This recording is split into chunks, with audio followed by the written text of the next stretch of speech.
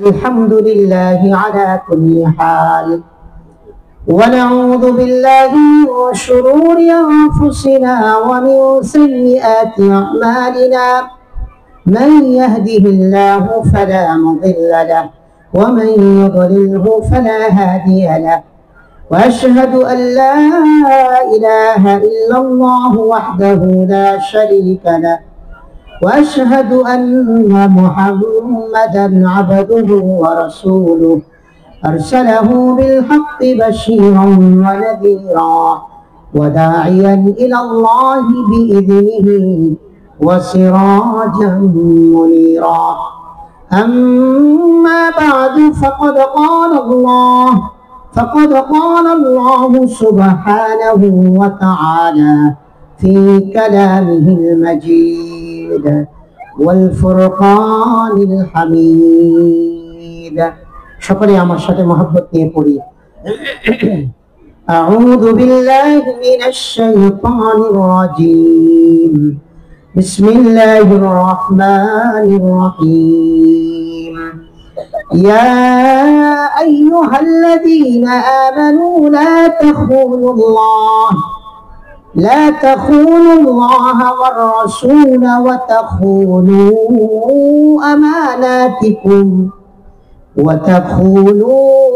أماناتكم وأنتم تعلمون.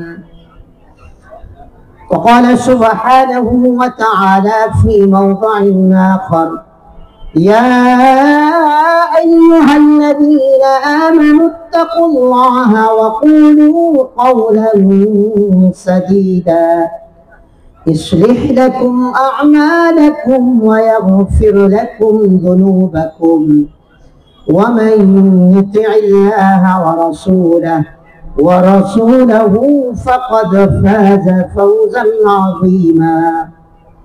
وقال رسول الله صلى الله عليه وسلم: أربع إذا كن فيك فلا عليك ما فاتك من الدنيا: حفظ أمانة، والصدق حديث، وحسن خليقة، وعفة في طعمة، أو كما قال النبي صلى الله عليه وسلم: آمنت بالله، صدق الله مولانا العظيم، وصدق رسوله النبي الكريم. সকলে আমার সাথে মহব্বত নিয়ে দরুদ ইব্রাহিম পড়ি।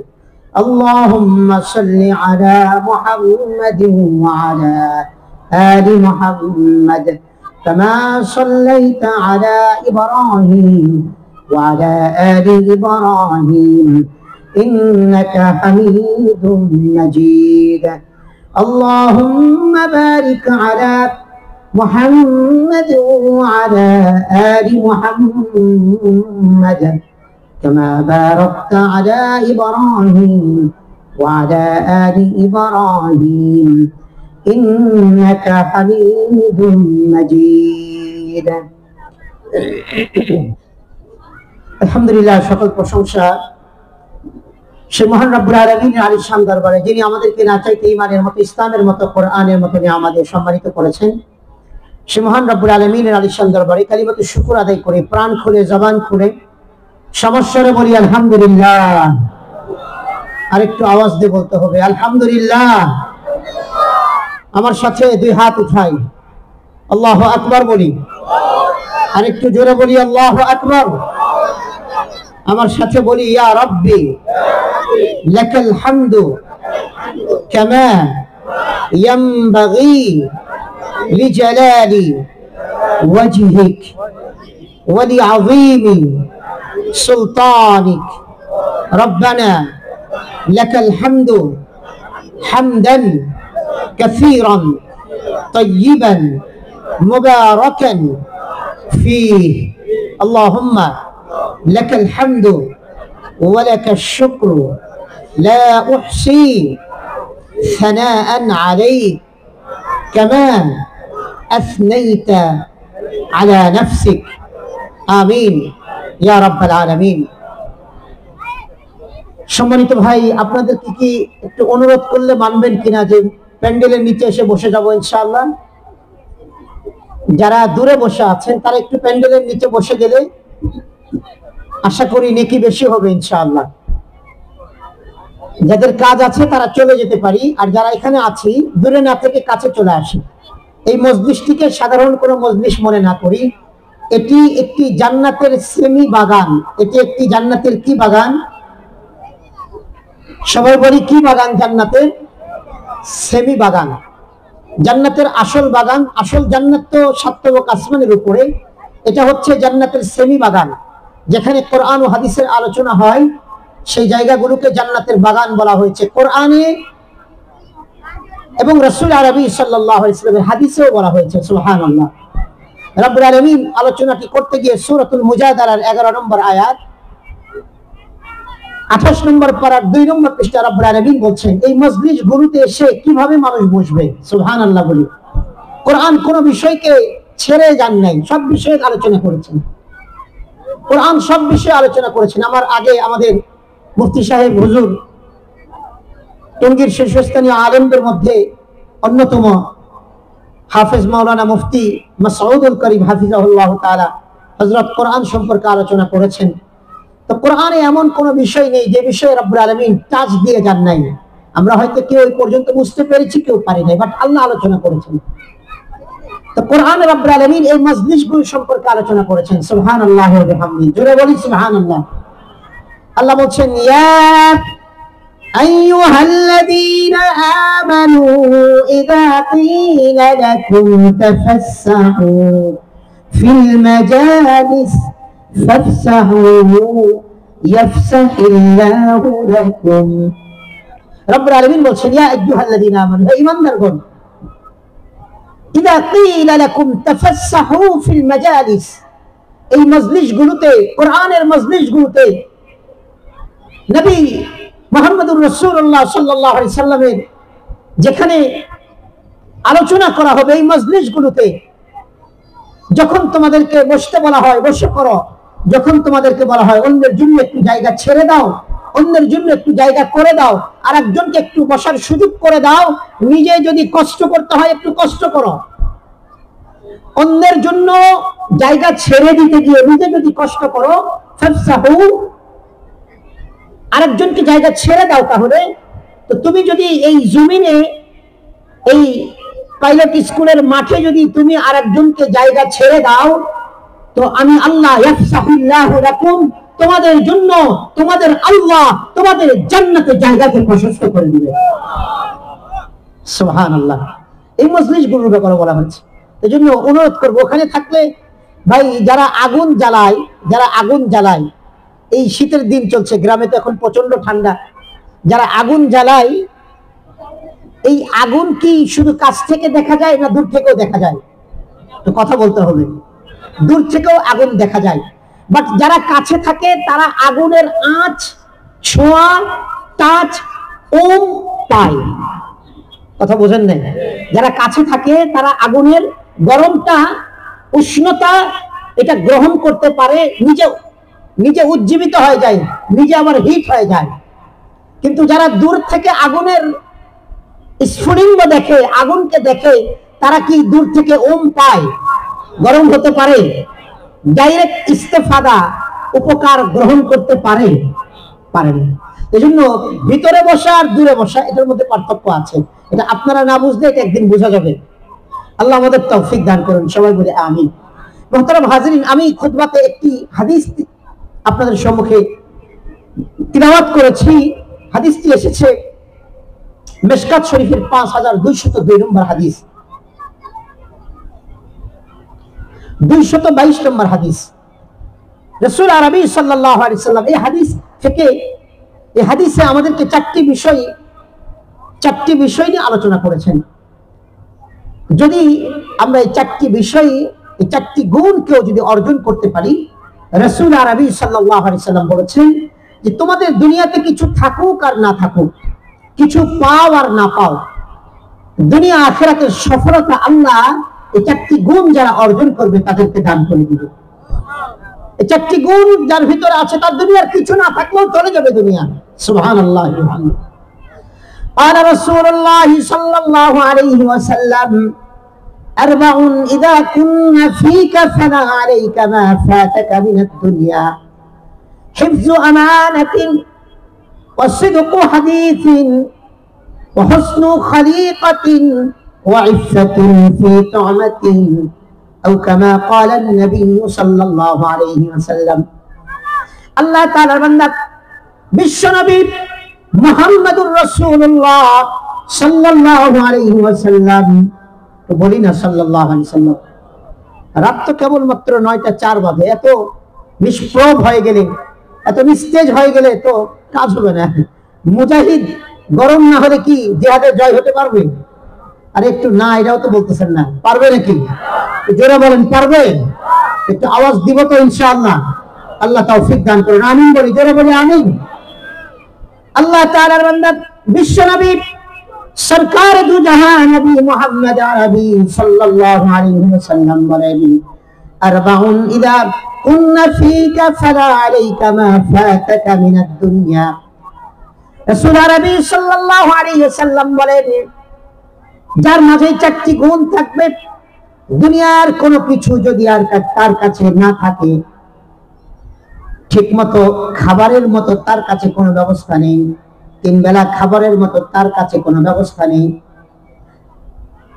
সুন্দর করে থাকার মতো এমন কোনো জায়গাও তার নেই সুন্দর পোশাক পরার মতো তার কাছে নেই কিন্তু এই চারটি গুণ কোন আল্লাহর গোলামের কাছে আছে রাসূল আরবি সাল্লাল্লাহু আলাইহি ওয়াসাল্লাম বলেন ইদা ফাতাকা মিনাদ দুনিয়া এই চারটি গুণ অর্জন করার পরে দুনিয়ার কোনো কিছু যদি ওই আল্লাহর গোলামের কাছে না থাকে তাহলে তার কোনো কিছু যায় আসে না সুবহানাল্লাহ অর্থাৎ সাকসেস কিছু থাকলেও সই না থাকলেও সই কিছু থাকলেও পাস না থাকলেও পাস দুনিয়ার কিছু থাক চাই না থাক নিত্য প্রয়োজনীয় 3টি বা 5টি যে আমাদের জরুরি বিষয় অন্ন বস্ত্র খাবার অন্ন বস্ত্র বাসস্থান চিকিৎসা শিক্ষা এগুলো যদি কিছু না থাকে কিন্তু তার কাছে এই চারটি গুণ আছে এই চারটি জিনিস সে অর্জন করতে পেরেছে রাসূল আরবি সাল্লাল্লাহু আলাইহি ওয়াসাল্লাম বলেছেন কিছু না থাকলেও তার কাছে সবকিছু আছে তার কোনো কিছু যায় আসে না এক নম্বর গুণ হিফজু আমানাতিন আমানত রক্ষা করা কি করা আমার সাথে একটু কথা বলতে হবে আমার সাথে বললে দেখুন চোররে ধইরা প্রথমে কি করে পা বাঁধে না হাত বাঁধে কথা বোঝেন না কথা বুঝতে শিক্ষিত মানুষ কথা বলছেন না কেন চোররে ধরলে পা বাঁধে না হাত বাঁধে সবার বলতে হবে আপনি কইবেন হুজুর বারবার মেজাজ খারাপ করাইতেছেন যে খালি কোন সবার কইতে হবে আরে ভাই আমরা একটু আমাদের সাথে টপ করলে আপনার মনটা অন্যদিকে ঘুরতে থাকবে না হুজুর কি বলে এদিকে আপনার খেয়াল থাকবে যে হুজুর আবার হা বলার জায়গায় না করে দিলে পাশের লোক কইবে কই ঘুরতে আসবে না এটা রাসূল আরবি সাল্লাল্লাহু আলাইহি ওয়াসাল্লামের একটা সুন্নাহ তিনি সাহাবীদেরকে মাঝে মাঝে জিজ্ঞাসা করতেন বিষয়টা তোমরা জানো শুনেছো বুঝেছো বারবার জিজ্ঞাসা করতেন কেন আমরা মানুষ এমন একটা জীব যে আমরা এক জায়গায় বসে থাকলে এই জায়গাতে দেহ আছে ধর আছে বাট অনেক সময় শয়তানের মনটাকে অন্য জায়গায় নিয়ে যায় কি কথা ভুল বলছি তো যদি আমার সাথে কথা বলেন মাঝে মাঝে তাহলে বুঝতে হবে যে না আপনারা আমার দিকে খেয়াল রাখছেন কথা শুনছেন আরে ভাই মনোযোগের সাথে কথা শুনলে তো হেদায়েতের দরজা আল্লাহ খুলে দিবে সুবহানাল্লাহ বলেন না মনোযোগের সাথে কথা শুনলে আল্লাহ কি করবেন আল্লাহ হেদায়েত দিয়ে দিবে এটা আল্লাহর ওয়াদা কোরআন হাদিসের আলোচনা মনোযোগের সাথে শুনতে হয় এটা আল্লাহর ওয়াদা যদি কোরআন হাদিসের আলোচনা মনোযোগের সাথে শোনো তো আমি আল্লাহ তোমাদেরকে বলছি তোমাদেরকে আমি আল্লাহ হেদায়েত দিয়ে দিব রব্বুল আলামিন আলোচনাটুকু করেছেন সূরাতুজ জুমারের 18 নম্বর আয়াত 23 নম্বর পারার 19 নম্বর পৃষ্ঠায় রব্বুল আলামিন বলেন আল্লাযীনা ইয়াসতামিউনাল কাওলা ফায়াত্তাবিউনা আহসানা উলাইকাল্লাযীনা হাদাহুমুল্লাহ ওয়া উলাইকা হুম উলুল আলবাব রব্বুল আলামিন বলেন বান্দা তিনটি গুণ তিনটি নিয়তে যারা কোরআন ও হাদিসের আলোচনা শুনবে কয়টি নিয়তে রব্বুল আলামিন এখানে দুটি বিষয়ের আলোচনা করেছেন হাদিস থেকে জানা যায় আরেকটি বিষয় তিনটি নিয়তে যারা কোরআন ও হাদিসের আলোচনা শুনবে, রব্বুল আলামিন বলেন এরাই হচ্ছে হেদায়েত প্রাপ্ত। আল্লাহ বলছেন আল্লাযীনা ইসতামিউনাল কাউল, যারা দিলের কানে কোরআন এবং হাদিসের আলোচনা শুনে। কোন কানে? আরে জোরে বলেন না, কোন কানে? রব্বুল আলামিন আল্লাহর গোলাম রব্বুল আলামিন বাহ্যিক দুটি কান পৃথিবীর সমস্ত প্রাণীকে দিয়েছেন, এমনকি মশাকেও দেওয়া হয়েছে বাহ্যিক দুটি কান। আছে না নাই? মশার দুটি কান আছে, দেখছেন নাকি? দেখি নাই তো। কেমনে বুঝি? আওয়াজ দিলে চলে যায়, বোঝা যায় যে ওর কান আছে, কথা বলে না। ও আল্লাহর গোলাম রব্বুল আলামিন বুঝাইতে চান, বান্দা পিপলিকারও কান দিয়েছি, ওই মশারও কান দিয়েছি, হাতিরও কান দিয়েছি, বান্দা তোমারও কান দিয়েছি।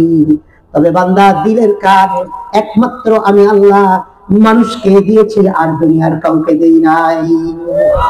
রব্বুল আলামিন বলছেন আল্লাযীনা ইসতামিউনাল কাওলা ফায়াত্তাবিউনা আহসানা। রব্বুল আলামিন বলেন যারা কোরআন ও হাদিসের আলোচনা দিলের কানে শোনে, নাম্বার 1।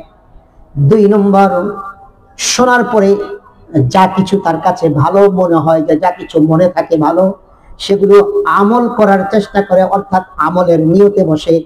যা শুনবো তা আমল করব, এই নিয়তে বসে। 1 নম্বর, কোরআন ও হাদিসের আলোচনা দিলের কানে শোনার নিয়তে বসে, শ্রবণের নিয়তে বসে। 2 নম্বর, যা শুনবে তা আমল করার নিয়তে বসে। আরেকটি হাদিস বলে শোনার পরে আমল করার পরে যা কিছু মনে থাকবে, এই মনে থাকা জিনিসটি অন্যের কাছে পৌঁছানোর নিয়তে বসে। রব্বুল আলামিন বলেন হেদায়েতওয়ালা কারা? দুনিয়ার আর হেদায়েতওয়ালা খোঁজার জন্য তোমাদের হারিকেন জ্বালাইতে হবে না। আমি আল্লাহ বলছি 3টি গুণ যে অর্জন করতে পেরেছে, আল্লাহ বলছেন উলাইকাল্লাযীনা হাদাহুমুল্লাহ, এরাই হচ্ছে হেদায়েত প্রাপ্ত। উলাইকা হুম উলুল আলবাব, জ্ঞানী কারা? এরাই হচ্ছে জ্ঞানী। সুবহানাল্লাহ ওয়া বিহামদিহি। ও আল্লাহর গোলাম, তাহলে মনোযোগ দিয়ে শুনবো তো ইনশাআল্লাহ। তাহলে কটি গুণ অর্জন করতে বলেছেন রাসূল আরবি? 4টি গুণ। 1 নম্বর হিফজু আমানাতিন, আমানত রক্ষা করা। কি রক্ষা করা? আমানত রক্ষা করা। 2 নম্বর সিদকু হাদিসিন, সত্য কথা বলা। কি বলা? একটু আমার সাথে টক করলে বাসা পর্যন্ত নিয়ে যেতে পারবে। কালকে বা রাতে গিয়ে খাবারের সময় বিবির সাথে মুযাকারা করতে পারবেন, যদি আপনি আল্লাহ এবং রাসূলকে ভালোবাসেন। 2 নম্বর গুণ সিদকু হাদিসিন, সত্য কথা বলা। 3 নম্বর হুসনু খলিকাতিন, উত্তম আচরণ করা। 4 নম্বর ওয়াইফাতুন ফি তুমাতিন, হালাল রিজিক থাকা বা হালাল খাবার গ্রহণ করা। কে বলতে পারি 4টি? নাম্বার 1 আমানত রক্ষা করা, নাম্বার 2 সত্য কথা বলা, নাম্বার 3 উত্তম চরিত্রবান হওয়া, নাম্বার 4 হালাল রিজিক খাওয়া। রাসূল আরবি সাল্লাল্লাহু আলাইহি সাল্লাম বলেন এই 4টি গুণ যদি কারো কাছে থাকে, তো দুনিয়ার আর কিছু থাকুক আর না থাকুক, আর কিচ্ছু লাগবে না। সে দুনিয়া আখিরাতে রব্বুল আলামিন তাকে সফলতার দ্বার প্রান্তে পৌঁছে দিবে। সুবহানাল্লাহ ওয়া বিহামদিহি। আল্লাহ তাআলার বান্দা 1 নম্বর কি? হিফজু আমানাতিন, 1 নম্বর আমানত রক্ষা করা। কার আমানত? ও আল্লাহর গোলাম, আমানত 3 শ্রেণীর আমানত আমাদের রক্ষা করতে হবে। 1 নম্বর রব্বুল আলামিনের দেওয়া আমানত, 2 নম্বর রাসূল কর্তৃক দেওয়া আমানত, 3 নম্বর মুমিনের পারস্পরিক আমানত। কয় প্রকারের আমানত বলেন? 3 প্রকারের আমানতের আলোচনা রব্বুল আলামিন করেছেন সূরাতুল আনফালের 27 নম্বর আয়াত। 9 নম্বর পারার 19 নম্বর পৃষ্ঠা রব্বুল আলামিন বলেন ইয়া আইয়ুহাল্লাযীনা আমানু লা তাখুনুল্লাহা ওয়ার রাসূলা ওয়া তাখুনু আমানাতিকুম ওয়া আনতুম তা'লামুন। আল্লাহ তাআলার বান্দা রব্বুল আলামিন বলেন ইয়া আইয়ুহাল্লাযীনা আমানু, হে ঈমানদারগণ, লা তাখুনুল্লাহ, তোমরা আল্লাহর আমানতের খিয়ানত করো না। আল্লাহু আকবার বলি, আরো জোরে বলি আল্লাহু আকবার। ও আল্লাহর গোলাম, আল্লাহর আমানতের খিয়ানত করো না। হোয়াট ইজ আমানা? আল্লাহর আমানতগুলি কি কি আমাদের উপরে? ও আল্লাহর গোলাম, আল্লাহর আমানত প্রতিটি বান্দার উপরে রব্বুল আলামিনের পক্ষ থেকে যতগুলি ফরজ ইবাদত আছে, এই সমস্ত ফরজ ইবাদতগুলি যথাসময়ে আদায় করা আল্লাহর পক্ষ থেকে বান্দার উপরে আমানত। রব্বুল আলামিন বলেন লা তাখুনুল্লাহ, ও বান্দা, রব তোমাদেরকে যে সমস্ত বিষয়ে আমানত দিয়েছেন সেই আমানতের লা তাখুনুল্লাহ, খেয়ানত করবে না। আল্লাহর পক্ষ থেকে বান্দার উপর এক নম্বর আমানত ফরজ যত ইবাদত আছে, দুই নম্বর আমানত যত ওয়াজিবাত আমল আছে আল্লাহর পক্ষ থেকে নেওয়া, যত ওয়াজিব আমল আছে। কেননা ফরজ আমলের যেমন কাজা আছে পুনরায় পড়ে দিতে হয়, ওয়াজিব আমলও পুনরায় পড়ে দিতে হয়, কাজা আছে। এজন্য মোটামুটি মানদণ্ডে, শাস্তির এবং কার্যকরিতার মানদণ্ডে ফরজ আর ওয়াজিব সমান, পাশাপাশি একেবারেই 19-20। এজন্য বিতরের সালাত কেউ না পড়তে পারলে পরের দিন কাজা করতে হয়। কথা বুঝাইতে পেরেছি? রব্বুল আলামিন বলছেন লা তাখুনুল্লাহ, আল্লাহ কর্তৃক যতগুলি ফরজ ইবাদত আছে, রব্বুল আলামিন কর্তৃক বান্দার উপরে ফরজ ইবাদত সালাত আছে না নাই? 5 ওয়াক্তের সালাত সময় মতো আদায় করা ফরজ আল্লাহ কর্তৃক বান্দার উপরে। আল্লাহ কর্তৃক ফরজ ইবাদত রোজা রাখা, হজ ফরজ হলে হজ করা, যাকাত ফরজ হলে যাকাত দেওয়া, রব্বুল আলামিন কর্তৃক ফরজ ইবাদত। জিহাদ ফরজ হলে জিহাদ করা, রব্বুল আলামিন কর্তৃক বান্দার উপরে ফরজ ইবাদত। আল্লাহ বলছেন লা তাখুনুল্লাহ, আল্লাহর আমানতের খেয়ানত করবে না। আল্লাহর ফরজগুলি যদি কেউ আদায় না করে সময় মতো, তাহলে সেই আল্লাহর দেওয়া আমানতের খেয়ানত করলো, সেই হিফজু আমানাতিন, আমানত রক্ষাকারী আর থাকবে না। তাহলে এক নম্বর আল্লাহর আমানত খেয়ানত করা যাবে না। আল্লাহর আমানত এক নম্বর ফরজ ইবাদত। নম্বর 2 আল্লাহর আমানত বান্দার উপরে ওয়াজিব ইবাদত, যত ওয়াজিব আমল আছে। বেতনের সালাত আছে, ওয়াজিব নামাজ। বান্দার উপরে কুরবানি, কুরবানি নামক নহরের একটি ইবাদত আছে, বছরে একবার, ওয়াজিব ইবাদত। বান্দার উপরে সাদকাতুল ফিতরা আছে, ওয়াজিব ইবাদত। এই ইবাদত গুলিও আল্লাহ কর্তৃক বান্দার উপরে আমানত। বান্দা যদি আদায় না করে তাহলে আল্লাহর আমানতের বান্দা খেয়ানত করবে। আল্লাহ তাআলার বান্দা দুটি বিষয় আল্লাহ কর্তৃক আমানত পেলাম। 3 নম্বর, রব্বুল আলামিন বান্দাকে যতগুলি বিষয়ে, বান্দার উপরে যতগুলি বিষয়কে হারাম করেছেন, রব্বুল আলামিন কোরআন দিয়ে যতগুলি বিষয়কে রব্বুল আলামিন কর্তৃক হারাম করা হয়েছে বান্দার উপরে, এই সমস্ত হারাম নিষিদ্ধ বিষয়গুলি না করাটা আল্লাহর পক্ষ থেকে বান্দার উপরে আমানত। মদ খাওয়া কি? যারা বলতে হবে মদ খাওয়া কি? ঘুষ খাওয়া কি? মিথ্যা কথা বলা কি? সুদ খাওয়া কি? জিনা করা কি? ব্যভিচার করা কি? দুর্নীতি করা কি? অপরের মাল লুটপাট করে খাওয়া কি? ও আল্লাহর গোলাম, আল্লাহ কর্তৃক যতগুলি হারাম নিষিদ্ধ বিষয় আমাদের উপর আল্লাহ দিয়েছেন, এই সমস্ত নিষিদ্ধ বিষয়গুলোর না করাটা বান্দার উপরে আমানত। বান্দা যদি নিষিদ্ধ বিষয়ের সীমানাকে পার করে ফেলে, তাহলে ওই বান্দা আল্লাহ কর্তৃক আমানতের খেয়ানত করলো। আর আল্লাহ বলছেন লা তাখুনুল্লাহ, ও বান্দা আমার আমানতের খেয়ানত কখনো করবে না। তাহলে তুমি কি থাকবে না? হিফজু আমানাতিন, রাসূল যে বলেছেন আমানত রক্ষাকারী হও, এই আমানত রক্ষাকারী তুমি থাকতে পারবে না যদি আল্লাহর আমানতের খেয়ানত করো। তাহলে আমরা জানলাম আল্লাহর আমানত আমাদের উপরে কয় প্রকারের আছে?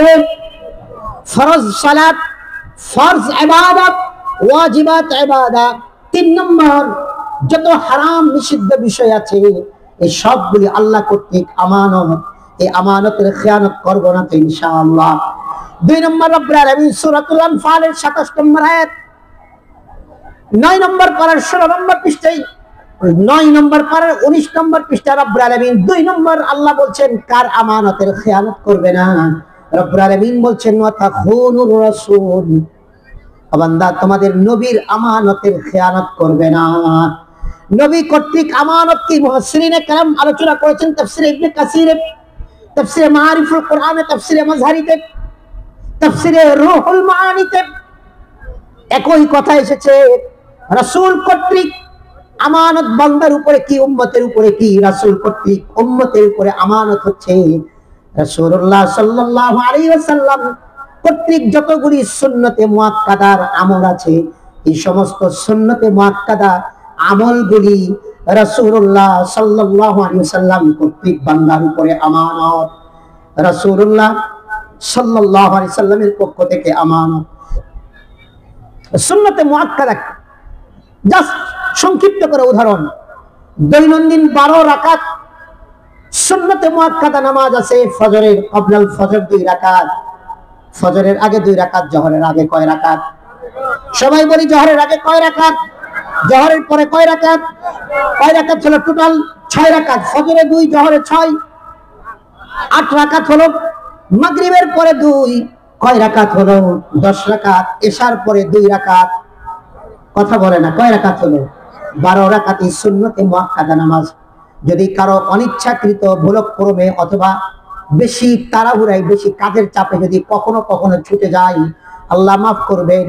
কিন্তু এই সুন্নতে মুআক্কাদা কোনো ইবাদত যদি রেগুলার ছেড়ে দেওয়া আমল বানিয়ে নেয়, তাহলে অবশ্যম্ভাবী তার গুনাহে কবিরা হয়ে যাবে।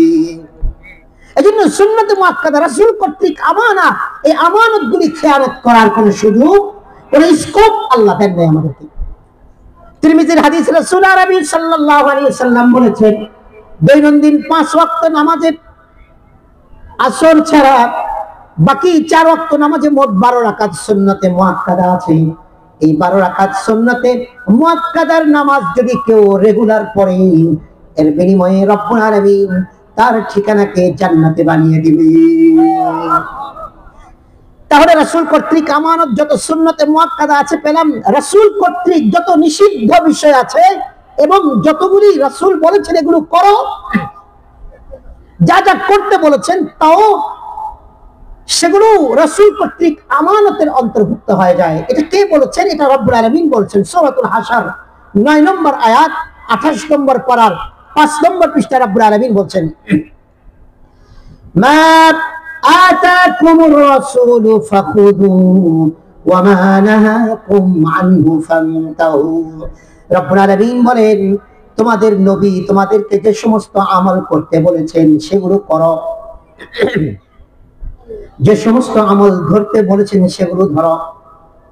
তোমাদের রাসূল তোমাদেরকে যা যা করতে বলেছেন তা করো। মা আতাকুমুর রাসূলু ফাখুযু, তোমাদের রাসূল যা করতে বলেছেন তা গ্রহণ করো। ওয়া মা নাহাকুম আনহু ফান্তাহু, আর তোমাদের নবী যা কিছু রিজেক্ট করেছেন তোমাদের জন্য, তোমাদেরকে যা কিছু না করেছেন, নাহাকুম আনহু ফান্তাহু, তোমাদেরকে যা কিছু নিষেধ করেছেন সেগুলো তোমরা করবে না, যা কিছু হ্যাঁ করেছেন। এর মধ্যে একটা উদাহরণ দেই, রাসূল যা হ্যাঁ করেছেন সেটাকে আল্লাহ মানার ব্যাপারে আমানত দিয়ে দিয়েছেন। রাসূল যাকে না করেছেন সেটা না করার ব্যাপারে, অর্থাৎ সেদিকে না যাওয়াটাই আল্লাহর পক্ষ থেকে আমানত দেওয়া হয়েছে। রাসূল যা হ্যাঁ করেছেন ধরতে হবে, ওয়াজিব পর্যায়ের আমলে চলে যায় এগুলো, কিন্তু আমলটি আল্লাহ দেন নাই, রাসূল দিয়েছেন। জাস্ট একটা উদাহরণ, আল্লাহ বলছেন তোমাদের রাসূল যা কিছু করতে বলেছেন তা করো, যা ধরতে বলেছেন তা ধরো। রাসূল আরবি সাল্লাল্লাহু আলাইহি সাল্লাম বলেছেন, ওয়াফুল লুহা, তোমরা তোমাদের দাড়িকে ছেড়ে দাও, তোমরা তোমাদের দাড়িকে ছেড়ে দাও। ওয়াফুল লুহা, বুখারীর বর্ণনা, রাসূল বলেছেন তোমরা তোমাদের দাড়িকে ছেড়ে দাও। দাড়ি কাটার কোনো কথা কোনো হাদিসে রাসূল বলেন নাই। দাড়ি কাটা, দাড়ি ছাটা, দাড়ি ছোট করা, ক্লিন শেভ করা কোনো কথা রাসূল আরবি সাল্লাল্লাহু আলাইহি সাল্লাম কোন হাদিসে বলেন না। রাসূল বলেছেন দাড়িকে কি করো? লম্বা করো, ছেড়ে দাও। তাহলে হুজুর আমরা যে শুনেছি, আমরা জেনেছি এক মুষ্টির উপরে কাটা যায়, এক মুষ্টির উপরে সাহাবায়ে কেরাম, অনেক সাহাবীরা এক মুষ্টির উপরে কেটেছেন। রাসূল আরবি সাল্লাল্লাহু আলাইহি সাল্লাম দেখে মৌন সম্মতি জানিয়েছেন, যেহেতু না করেন নাই, এক মুষ্টির উপরে কাটা জায়েজ, কিন্তু এটা রাসূল কাটতে বলেন নাই। যদি কেউ কাটে গুনাহ হবে না, যদি কেউ কাটে কি হবে না? কোন রকম গুনাহ হবে না, কেননা সাহাবায়ে কেরাম এটা কেটেছেন, রাসূল আরবি দেখে চুপ ছিলেন, মৌন সম্মতি দিয়েছেন। এটা কি এক মুষ্টির আগে না এক মুষ্টির পরে? কথা বলতে হবে, এক মুষ্টির আগে না পরে? আল্লাহর গোলাম রাসূল আরবি সাল্লাল্লাহু আলাইহি ওয়াসাল্লাম বলেছেন ওয়াফুল্লুহা, তোমরা তোমাদের দাড়িকে ছেড়ে দাও। কিন্তু আল্লাহর গোলাম আমরা এই দাড়িটাকে ছাড়ি না, অধিকাংশই কাটি, মেজরিটি আমাদের কাটি। তাহলে কি আমরা রাসূল কর্তৃক যে আমানত, সে আমানত কি রক্ষা করতে পেরেছি? আমানত যদি রক্ষা করতে না পারি, রাসূল আরবি সাল্লাল্লাহু আলাইহি ওয়াসাল্লাম বলেছেন লা ঈমানা লিমান লা আমানাতা লাহু, তার ঈমান নাই যার আমানত ঠিক নাই। ডাইরেক্ট লা ঈমানা লিমান লা আমানাতা লাহু, তার ঈমান নেই যার আমানত ঠিক নেই। তাহলে রাসূল আরবি সাল্লাল্লাহু আলাইহি ওয়াসাল্লাম বললেন তোমরা দাড়িকে কেটো না, দাড়িকে ছেড়ে দাও। ওয়াফুল্লুহা, তোমরা তোমাদের দাড়িকে ছাড়ো। ও আল্লাহর গোলাম, কেউ যদি দাড়ি কাটে তাহলে তার গুনাহ হবে না? হবে না। আমানতের খেয়ানত হবে না? হবে না। ও আল্লাহর গোলাম, ছোট্ট করে বলে দেই না, বললেই নয়, দুনিয়াতে এমন গুনাহ খুব কম আছে যে গুনাহকারীকে ঘুমন্ত অবস্থায়ও একজন মানুষ গুনাহ করতে পারে না। কিন্তু এমন কিছু গুনাহ আছে যে গুনাহগুলো মানুষ ঘুমে থাকলেও তার আমলনামায় বাম কাদের ফেরেশতা গুনাহ লিখতে থাকে। এমন কিছু গুনাহ আছে যে ব্যক্তিটি ওই গুনাহের সাথে জড়িত, একজন মানুষ সালাতরত অবস্থায়, নামাজরত অবস্থায় ডান কাদের ফেরেশতা নেকি লিখতে থাকে, গুনাহ লেখা হয় না। কিন্তু ওই গুনাহকারী যারা ওই গুনাহটা করে, তাদের ডান কাদের ফেরেশতা তো নামাজরত অবস্থায় নেকি লেখে, কিন্তু তাদের বাম কাদের ফেরেশতাও তাদের আমলনামায় গুনাহ লিখতে থাকে। তারা যদি কোরআন তিলাওয়াত করে, কোরআন তিলাওয়াতরত অবস্থায় ডান কাদের ফেরেশতা নেকি লেখে, বাম কাদের ফেরেশতা গুনাহ লিখতে থাকে। এমনকি ওই মানুষগুলো বাইতুল্লাহতে গিয়ে, খানায়ে কাবাতে গিয়ে, মক্কা শরীফে গিয়ে, বাইতুল্লাহতে গিয়ে আল্লাহর ঘরে তাওয়াফ করছে। 7 চক্কর দিয়ে এক তাওয়াফ হয়। ওই তাওয়াফ যখন করে তখনও তার ডান কাদের ফেরেশতা তার নেকি লেখে, বাম কাদের ফেরেশতা তার গুনাহ লেখে। এমনকি মানুষটি যখন হাজরে আসওয়াদে চুমু দেয়, একজন মানুষ হাজরে আসওয়াদে চুমু দেওয়ার পরে চুমু থেকে আলাদা হওয়ার আগেই তার জিন্দেগীর সব গুনাহগুলো আল্লাহ মাফ করে দেন, সগীরা গুনাহগুলো মাফ হয়ে যায়। কিন্তু ওই ব্যক্তিটি এমন গুনাহগার, যখন সে হাজরে আসওয়াদে চুমু দেয় তখনও তার বাম কাদের ফেরেশতা তার আমলনামায় গুনাহ লিখতে থাকে। এরকম ব্যক্তিগুলোর মধ্যে উল্লেখযোগ্য ব্যক্তি সেই ব্যক্তি যে হচ্ছে এক মুষ্টি হওয়ার আগে যে দাড়ি কাটে, এক মুষ্টি হওয়ার আগে যে দাড়ি কাটে, যে দাড়ি ছাটে, যে ক্লিন শেভ করে, এই ব্যক্তিটি যদি ঘুমায় তাও গুনাহ লেখা হয়, নামাজ পড়লেও গুনাহ লেখা হয়, কোরআন তিলাওয়াত করলেও বাম কাদের ফেরেশতা গুনাহ লিখতে থাকে। তার ওয়াল টাইম তার গুনাহ তার আমলনামায় লিখতে থাকে। ও আল্লাহর গোলাম, আমাদেরকে একটু ভয় হবে না? আলাম ইয়ানি লিল্লাযীনা আমানু আন তাখশা কুলুবুহুম লিযিকরিল্লাহ, মানুষের কি এখনো সময় হয় নাই যে তারা আল্লাহর জিকিরে নিজেদেরকে শামিল করে নেবে এবং আল্লাহর ব্যাপারে তারা ভয় করবে, আল্লাহর নাম শুনলে তারা ভয় করবে, আল্লাহর কথা শুনলে তারা ভীত হয়ে যাবে? এখনো কি দুনিয়াতে এমন কিছু মানুষ আসে নাই? মানুষের কি এখনো সময় হয় নাই যে মানুষ আল্লাহকে একটু ভয় করবে? ও প্রিয় ভাই, কবরে 3টি প্রশ্ন করা হবে, তার মধ্যে একটি প্রশ্ন করা হবে মান রাব্বুকা মা দীনুকা ওয়া মান নাবিয়্যুক মা হাযার রাজুল আল্লাযী বুইসা ফীকুম।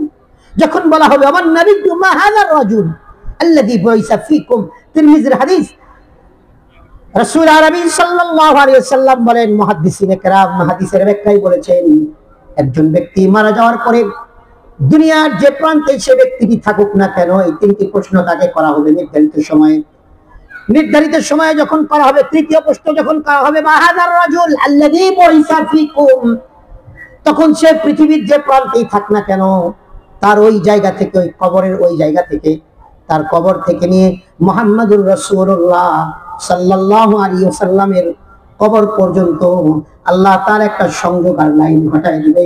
ডাইরেক্ট নবী মুহাম্মাদুর রাসূলুল্লাহ সাল্লাল্লাহু আলাইহি ওয়াসাল্লামকে সে ব্যক্তি দেখতে পাবে। বলা হবে ব্যক্তি কে যাকে তোমাদের কাছে পাঠানো হয়েছে। এই কথাটা হয়তো 20 বছর আগেও বুঝে আসতো না যে এক কবর থেকে পৃথিবীর যে কোনো প্রান্তে, বাংলাদেশ থেকে 6000 দূরে মদিনা, এখান থেকে কিভাবে দেখা যাবে। এখন আমরা বুঝি, জুম যখন চলে এসেছে, লাইভ কাস্ট যখন হয় তখন আমরা বুঝি যে পৃথিবীর সে আমেরিকা থেকেও এখানে একজন মানুষকে লাইভ কাস্টের মাধ্যমে, জুমের মাধ্যমে, ইমোর মাধ্যমে, ভিডিও কলের মাধ্যমে এক মুহূর্তের জন্য হলেও এক সময়ে একসাথে দেখা যাওয়া, এটা পসিবল না ইম্পসিবল? পসিবল। আল্লাহ সহজ করে দিয়েছেন এই হাদিস বোঝার জন্য। পৃথিবীর যে প্রান্তেই থাক, যখন বলা হবে এই ব্যক্তিকে রাসূলের রওজা পর্যন্ত তার নজর চলে যাবে, খুলে দেওয়া হবে, রাসূল আরবি সাল্লাল্লাহু আলাইহি ওয়াসাল্লাম দেখে ফেলবে। ও প্রিয় ভাই, হুজুর আমি পাঞ্জাবি পরেছি, আপনি জুব্বা পরেছেন, পাগড়ি পরেছেন, কোট পরেছেন, সব সুন্নতি লিবাস আছে, পকেটে তাসবিহ আছে, পকেটে আপনার কি আছে, মেসওয়াক আছে, এগুলো কি কিছু সাথে যাবে আমাদের কবরে? কবরে দেওয়ার সময় এগুলো কি যাবে? সুন্নত কিছু যাবে? পুরা শরীরের সাথে বিল্ট-ইন একটা সুন্নাহ বিল্ট-ইন দিয়ে দেওয়া আছে, সেটা হচ্ছে এই দাড়ি মুবারক। এই দাড়ি মুবারক, এই সুন্নাহটাই শুধু যাবে। কথা বলে না? ও আল্লাহর গোলাম, যদি আপনি কথার কথা দাড়ি নেই কিন্তু আপনি নামাজ পড়েছেন, রোজা রেখেছেন, হজ করেছেন, শিরক মুক্ত তাওহীদ যুক্ত ঈমান নিয়ে কবরে যেতে পেরেছেন, তারপরে মুনকার নাকির সওয়াল করার পরে প্রথম প্রশ্নের দুটোর উত্তর দিয়েছেন, প্রথম দুই প্রশ্নের উত্তর দেওয়ার পরে 3 নম্বর প্রশ্ন কিন্তু আপনার দাড়ি নাই, কথার কথা। তৃতীয় প্রশ্নতে যখন বলা হলো ওই ব্যক্তিকে যাকে আপনার কাছে পাঠানো হয়েছিল, আপনি যখন মুহাম্মদুর রাসূলুল্লাহ সাল্লাল্লাহু আলাইহি ওয়াসাল্লামকে দেখে যদি আপনি বলেন তিনি তো আমার নবী মুহাম্মদুর রাসূলুল্লাহ সাল্লাল্লাহু আলাইহি ওয়াসাল্লাম, তিনি আমার নবী, আপনি নবীকে নবী বললেন, নবী বলে স্বীকৃতি দিলেন, নবী বলে চিনলেন, কিন্তু নবী যদি বলে না রে না, নবী তো তাকে বলা হয় নবীর মতে যার মত তাকেই বলে উম্মত। উম্মত তো তাকে বলা হয় যার মতটা কার মতের সাথে মিলাবে। আরে জোরে বলে না, কার মতের সাথে মিলাবে? তার মতটা তার বিবির মতের সাথে, বিবির মত মিলিয়ে তার মত করে দুনিয়ায় সাজবে না, তার বসের মতের সাথে মিলিয়ে নিজের দেহ স্ট্রাকচারকে মিলাবে না, বরং একজন মুমিন তার মতটাকে মুহাম্মদুর রাসূলুল্লাহ সাল্লাল্লাহু আলাইহি ওয়াসাল্লামের মতের সাথে মিলিয়ে তার পুরা জিন্দেগিটা এই 3.5 হাত বডিতে সাজাবে। ও আল্লাহর গোলাম মুহাম্মদুর রাসূলুল্লাহ সাল্লাল্লাহু আলাইহি ওয়াসাল্লাম বলেন, তুমি তো আমাকে নবী বললা, কিন্তু আমি তো দুঃখিত তোমাকে উম্মত বলে স্বীকারোক্তি দিতে পারছি না। কি হবে আমাদের অবস্থা? এটা আপনার উপরে ছেড়ে দিলাম, যারা এখন এত বড় ভয়ঙ্কর গুনাহটা করছি তাদের উপরে ছেড়ে দিলাম। আর যদি কারো সাথে আজরাইলের কোনো কন্টাক্ট করা থাকে, ইন্ডিভিজুয়ালি কোনো কন্টাক্ট হয়ে থাকে আজরাইল আলাইহিস সালামের সাথে, যে না রে বাবা আপনার এই 60 বছরের আগে দুনিয়া থেকে যাইবেন না, এখন 25-30 চলতেছে, যা এনজয় করার কইরা দেন, তারপরে দেখা যাইব 50-এর পরে হাত পা যখন অচল হয়ে যাবে, ইনঅ্যাক্টিভ হতে থাকবে, তখন আপনি দাড়ি মারি যা আছে সাইরা দেন, ক্লিপ সেবার দরকার নেই। এরকম যদি কারো আজরাইল আলাইহিস সালামের সাথে কথা থাকে, তাহলে ভাই আপনি আমাদের এই কথাগুলোর মধ্যে নাই। কথা বলেন না? আপনার দাড়ি রাখারও দরকার নেই, নামাজেরও দরকার নেই, আপনি যেমনি ইচ্ছা এমনি পড়তে থাকেন, চলতে থাকেন, কারণ আজরাইল আলাইহিস সালামের সাথে আপনার কথা হয়েছে। নাউযুবিল্লাহ। কারো কি ভয় নাকি এরকম? আল্লাহ আমাদের হেফাজত করুন, সবাই বলে আমিন। ও আল্লাহর গোলাম, তাহলে আল্লাহ তাআলা রাসূলের ব্যাপারে বলেছেন, ওমা মা আতাকুমুর রাসূলু ফাখুযু, তোমাদের নবী তোমাদেরকে যে সমস্ত আমল করতে বলেছেন তা করো।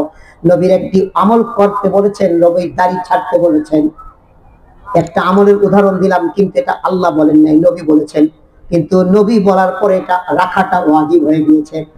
তারপরে আল্লাহ বলছেন, ওমা নাহাকুম আনহু ফান্তাহু, তোমাদের নবী তোমাদেরকে যে সমস্ত আমল ছাড়তে বলেছেন, রিজেক্ট ঘোষণা করেছেন, বাতিল করে দিয়েছেন, যেগুলো নিষিদ্ধ করেছেন নবী কর্তৃক নিষিদ্ধ, সেই আমলগুলো তোমরা করতে পারবে না, কেননা নিষেধাজ্ঞার উপরে তোমাদের আমানত, যেতে পারবে না। তিলকা হুদুদুল্লাহ, এটাই হচ্ছে আল্লাহর সীমানা। একটা উদাহরণ দেয় নবী কর্তৃক, আমাদেরকে নিষিদ্ধ বিষয় নবী বলেছেন এই কাজটা করবা না, তার মধ্যে উল্লেখযোগ্য একটা গুনাহ, সেই গুনাহটার নাম হচ্ছে টাকনো গিরার নিচে পুরুষদের কাপড় পরা। টাকনো গিরার নিচে পুরুষদের কাপড় পরা, এরকম পুরুষ এই সমাজে তেমন পাওয়া যায় না। আজকে বলছে আছে মনে হয় নাকি? যেমন হাদিসে কি বলে, বুখারীর বর্ণনা, মুহাম্মদুর রাসূলুল্লাহ সাল্লাল্লাহু আলাইহি ওয়াসাল্লাম বলেন, মা আসফালা মিনাল কাবাইনি মিনাল ইজারি ফিন্নার, রাসূল আরবি সাল্লাল্লাহু আলাইহি ওয়াসাল্লাম বলেন, টাকনু গিরার নিচে পুরুষদের যে টাকনু গিরা আছে, পায়ের সাথে লাগানো যে একটা, বাম পায়ের ডান দিকে, ডান পায়ের বাম দিকে পায়ের সাথে লাগানো একটা ছোট্ট উঁচু জায়গা আছে, এটাকে বলা হয় টাকনু গিরা। হাবিব সাল্লাল্লাহু আলাইহি সাল্লাম বলেন, যে ব্যক্তি ইচ্ছাকৃতভাবে তার টাকনু গিরার নিচে তার পাজামা, প্যান্ট, ট্রাউজার ইত্যাদি লুঙ্গি উপর দিক থেকে যেটা পরা হয়, মূল নীতিটা হচ্ছে উপর দিক থেকে যা পরা হয়, যেটা উপরের দিকে বাঁধা যায়, উপরের দিকে লাগানো যায়, উপরে ঝুলে থাকে, নিচে ছেড়ে দেওয়া হয়, এমন যা কিছু পরা হয়, পুরুষ সেগুলো কখনো ইচ্ছাকৃত টাকনু গিরার নিচে রাখতে পারে না। যদি রাখে তো কি হবে? পুরুষের ওই জায়গাটুকু জাহান্নামে চলে যাবে। ও প্রিয় ভাই, বলেন তো কোথায় যাবে? জাহান্নামে চলে যাবে। আমাকে একটা কথা বলেন, দেখুন দুনিয়াতে কিছু গুনাহ আছে, গুনাহগুলো করলে একটা মজা পাওয়া যায়, স্বাদ অনুভব হয়, হয় না? হয় না? গুনাহের একটা মজা আছে না নাই? কথা বলে না। আমরা কেউই গুনাহের মজা বুঝি না, তাহলে সারাদিন টিভির দিকে তাকায় থাকেন কেমনি? আরে আল্লাহর গোলাম, গুনাহের মজা যদি না বোঝেন তো বেগানা একটা নারীরে দেখলে খালি বারবার দেখতেই মন চায়, ভাল লাগে কেমনে, বারবার তাকান কেন? গুনাহের মজা আছে না নাই? প্রতিটি গুনাহে কবিরারই একটি আলাদা মজা আছে, আর প্রতিটি হারাম মজার একটি আলাদা সাজা আছে। প্রতিটি গুনাহে কবিরার একটি কি আছে? মজা আছে। আর প্রতিটি হারাম মজার একটি আলাদা কি আছে? সাজা আছে। এক্সাম্পল সে, একজন ব্যক্তি ফজরের সালাত আদায় না করে, কোন মাঘ মাসের শীতে ফজরের সালাত কেউ আদায় করলো না, ফজরের সালাত আদায় না করে 20 মিনিট ঘুমিয়ে থাকলো, তো 20 মিনিট ঘুমিয়ে এই হারাম একটা মজা অনুভব হয়েছে না হয় নাই? হারাম একটা স্বাদ লেগেছে না লাগে নাই? উফু, ঠান্ডা পানি দিয়ে আবার মসজিদে গিয়ে আহা কি কষ্ট, বাবারে ঘুমিয়ে থাকি। আচ্ছা, এই আল্লাহর গোলাম 20 মিনিট ফজরের সালাত না করে, আদায় না করে 20 মিনিট হারাম ভাবে ঘুমিয়েছে। 20 মিনিট হারাম ঘুমিয়ে ফজরের সালাত বাদ দিয়ে এই হারাম ঘুমানোর যে মজাটা দিয়েছে 20 মিনিট, জাস্ট এই 20 মিনিট হারাম ঘুমের মজার সাজাটা কতটুকু শুনবেন? একটু শুনবেন। যদি অনিচ্ছাকৃত হয় আল্লাহ মাফ করে দিবে, ঘুম থেকে উঠে নামাজ পড়ে নিতে হবে। কিন্তু ইচ্ছাকৃত বারবার প্রতিদিন করে ফজরের সালাত ছেড়ে দেয়, রাসূল আরবি সাল্লাল্লাহু আলাইহি সাল্লামের হিসাব অনুযায়ী সেই ব্যক্তি কমসে কম 2,88,00,000 বছর জাহান্নামে জ্বলবে, যদি আল্লাহ মাফ না করে। এক ওয়াক্ত নামাজ কেউ ইচ্ছাকৃত কাজা করে, ইচ্ছাকৃত এক ওয়াক্তের নামাজ আর এক ওয়াক্তে পড়ে ফেললো, ইচ্ছাকৃত পড়লো, তাহলে তার জন্য আল্লাহ মাফ না করলে 2,88,00,000 বছর জাহান্নামে জ্বলতে হবে। তাহলে 20 মিনিট এই মজা, হারাম মজাটার সাজা 20 ঘন্টা, 20 দিন, 20 বছর, 20 লাখ বছর না, 2,88,00,000 বছর। হাদিস খুলে দেখুন, হকবা বলা হয়েছে, হকবা 80 হকবা দুজক। আল্লাহ আমাদের মাফ করে দিন। তো বলছিলাম যে প্রতিটি হারামেরই একটি মজা আছে, আর প্রতি হারাম মজারই একটা আলাদা সাজা আছে। যেমন আমরা একটা বেগানা নারী গেলে অনেকে তাকায় না? তাকাই না? আপনারা তো সব আল্লাহর ওলি, অনেক সময় আমাদের চোখের দৃষ্টি পড়ে যায়, তবে পড়ে গেলে আমরা চেষ্টা করি আবার চোখটা ফিরিয়ে নিয়ে আসতে, কারণ শরীরের কোন জায়গায় আল্লাহ শাটার দেয় নাই, শুধু চোখেরই শাটার দিছে। কথা বলে না? হাতের কোনো শাটার আছে? পায়ের শাটার আছে? মাথার শাটার আছে? নাক, কান, জবানের শাটার আছে? চোখের শাটার দিয়েছেন আল্লাহ, জবানেরও শাটার আছে। এই দুটা বেশি লাগামহীন ঝামেলা করে। আমি বলি যে চোখের গুনাহ হয়, গুনাহকে 100% ধরলে দৈনন্দিন চোখের গুনাহ 30%, জবানের গুনাহ 40%, কত গুনাহ হলো? 70। এই দুটাকে কন্ট্রোল করেন, আশা করি আল্লাহ মাফ করে জান্নাত দিয়ে দিবে ইনশাআল্লাহ। বাকি 30% খুচরা খাসরা গুনাহ, বাকি এই জবান আর চোখ, এই দুটা, যে দুটার গুনাহ বেশি হয় সে দুটাতে আল্লাহ শাটার লাগাই দিয়েছেন। কি লাগাই দিয়েছে? চোখ বেগানা নারী দেখেছে তো চোখ বন্ধ করার আল্লাহ সুযোগ দিয়ে দিয়েছেন। ও প্রিয় ভাই, আল্লাহ বলছেন ইয়ালামু খাইনাতাল আয়ুনি ওয়া মা তুখফিস সুদূর। সূরা কাফের মধ্যে আল্লাহ আলোচনা করেছেন ইয়ালামু খাইনাতাল আয়ুন। ও বান্দা, তুমি যে তোমার চোখের বাঁকা চাহনি দিয়ে খেয়ানত করো, সেই খেয়ানতের কথাও আমি আল্লাহ জানি। সুবহানাল্লাহ। আল্লাহর গোলাম, তাহলে চোখ দিয়ে একটা বেগানা নারীকে দেখা হালাল না হারাম? আরেকটু আসতে বলেন। হারাম। প্রথমবার যদি পড়ে যায় চোখ নামিয়ে নিতে হবে, শাটার লাগিয়ে ফেলতে হবে। দ্বিতীয়বার ইচ্ছাকৃত তাকানো কবিরা গুনাহ, আর আল্লাহ মাফ না করলে একটা কবিরা গুনাহ জাহান্নামে যাওয়ার জন্য যথেষ্ট। আচ্ছা, বুঝলাম এটা একটা গুনাহ, কিন্তু দ্বিতীয়বার তাকালে কি মজা লাগে না? লাগে না? লাগে। আচ্ছা, একদিন চুরি করছে, ওই চুরির মালটা যদি খায় তো মজা পায় না পায় না? কথা বলে না, পায় না পায় না? পায়। আচ্ছা, আমাকে একটা কথা বুঝান, আমাদের দেশের এখনো যারা প্যান্ট শার্ট পরে তাদের মধ্যে শতকরা 90 জন, 10 জন শুধু ছাড়া, শতকরা 90 জন আমাদের মুমিন ভাইয়েরা টাকনুকিরার নিচে তাদের প্যান্টটা পরে, ট্রাউজারটা পরে। প্রিয় ভাই, আমাকে একটু বলেন তো, টাকনুকিরার নিচে কাপড় পরলে আলাদা কি কোনো ফিল আসে নাকি? কোনো ফিল? হ্যাঁ হ্যাঁ, আমি কি হলো রে, একটা ভাব আসে নাকি এরকম? আমি তো জানি না রে বাবা। ভাব যদি আসা, আমাদেরও হুজুর খুব একটা মজা পায়। একজন মদদিরে জিজ্ঞাসিলাম যে ভাই, মদ খাইলে কি হয়? ওই হুজুর জানেন না, আমি একদিন খাইছিলাম অনেকগুলো, খাইয়া হুজুর মনে হইতেছে আমি দেশের প্রেসিডেন্ট। কি হয়েছে? আপনি তো প্রেসিডেন্ট না। হুজুর হইতে 5, 10, 15 মিনিট, আধা ঘন্টা, ওটা একটা ভাব যে হুজুর আমি প্রেসিডেন্ট হয়ে গেছি না। আচ্ছা, তাহলে হারাম মদ খাইও একটা মজা, প্রেসিডেন্ট সুইপার হয়ে প্রেসিডেন্টের মজা পাইলো 20 মিনিট বেড়া। কথা বোঝেন নাই? কিন্তু আপনি যে টাকনুকিরার নিচে কাপড় পরলেন, এটার কি মজা আছে, এটা কি একটু আমাদেরকে বুঝিয়ে বলবেন? অথচ এমন গুনাহ, যে গুনাহটার জন্য আল্লাহ রাসূল বলছেন যে আল্লাহ তাকে জাহান্নামে নিক্ষেপ করবে। কোথায় নিক্ষেপ করবে? জাহান্নামে নিক্ষেপ করবে। কোন পুরুষ যদি টাকনুকিরার নিচে ইচ্ছাকৃত কাপড় পরে, ও আল্লাহর গোলাম, তাহলে রাসূল আরবি সাল্লাল্লাহু আলাইহি ওয়াসাল্লাম বললেন যে না, টাকনুকিরার নিচে কাপড় পরা যাবে না। যে সমস্ত ভাইরা প্যান্ট এখনো ঝুলিয়ে বানায় অথবা টাকনুকিরার নিচে প্যান্ট এখনো পরি, আমরা কি আজকের এই মাহফিল থেকে একটু পাক্কা নিয়ত করতে পারবো না? যেহেতু টাকনুকিরার নিচে পরে কোনো মজা নেই, কোনো এনজয় আছে? যেহেতু কোনো স্বাদ নেই, মজা নেই, তো মজাবিহীন একটা গুনাহ করলাম, আবার আখিরাতে গিয়ে সাজা পাইলাম। এটা কি খালি বোকা না একেবারে একেবারে বড় বোকা? খালি গাধা না সবচেয়ে বড় গাধা। দুনিয়া তো মজা পাইলো না, আখিরাতে গিয়ে আবার সাজা পেয়ে গেল। সেটা হচ্ছে টাকনুকিরার নিচে কাপড় পরা। আমরা কারা কারা পাক্কা নিয়ত করতে পারি যে এই গুনাহটা আর জিন্দেগিতে ইচ্ছাকৃত করবো না ইনশাআল্লাহ? যাদের ট্রাউজার, প্যান্ট, পাজামা, লুঙ্গি বড় আছে বা অভ্যাস আছে টাকনুকিরার নিচে পুরুষরা পরেন, তাদের জন্য এটা পরা হারাম। আমরা মৃত্যু পর্যন্ত এটা উপরে পরব তো ইনশাআল্লাহ।